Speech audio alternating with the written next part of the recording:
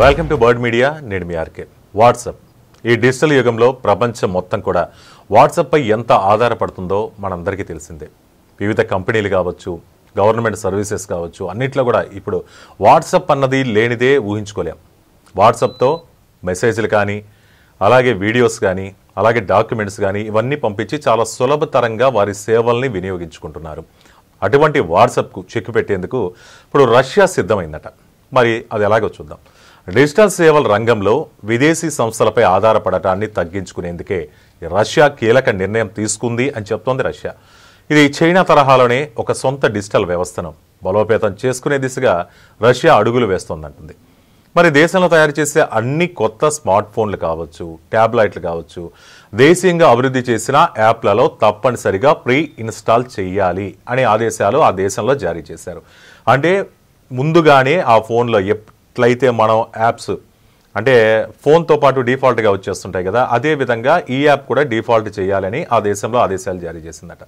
మరి ప్రపంచవ్యాప్తంగా ప్రాచుర్యం పొందింది వాట్సాప్. మరి దీనికి ప్రత్యామ్నాయంగా రష్యా దాని పేరుని మ్యాక్స్ అనే మెసెంజర్ యాప్ను ప్రోత్సహించింది.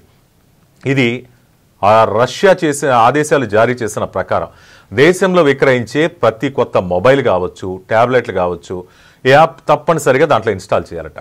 ప్రభుత్వ రంగ సంస్థ వీకే ఈ యాప్ను డెవలప్ చేసింది. మరి ఈ యాప్ ద్వారా ప్రభుత్వ సేవలను కూడా అందిస్తున్నట్లు అధికారులు తెలిపారు. అయితే ప్రభుత్వం అక్కడ తాజా నిబంధనలు విధించింది. కేవలం మ్యాక్స్ యాప్కే పరిమితం కాదు.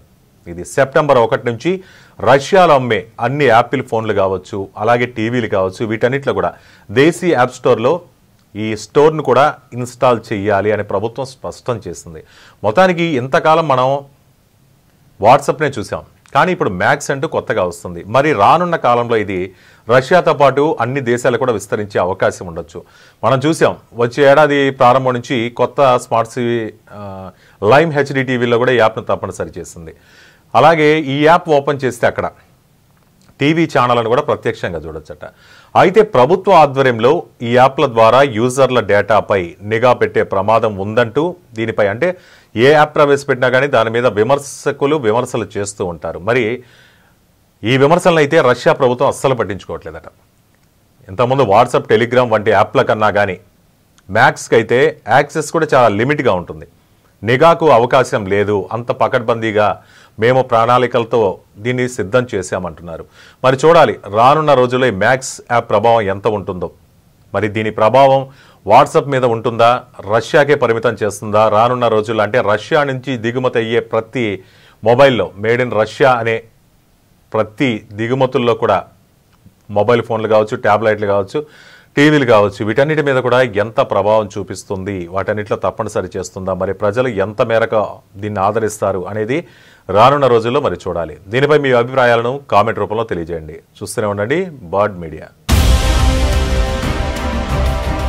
ఈ వీడియో కనుక మీకు నచ్చినట్టయితే లైక్ చేయండి, షేర్ చేయండి, సబ్స్క్రైబ్ చేయండి, అలాగే పక్కనే ఉన్న బెల్ ఐకాన్ని క్లిక్ చేయండి.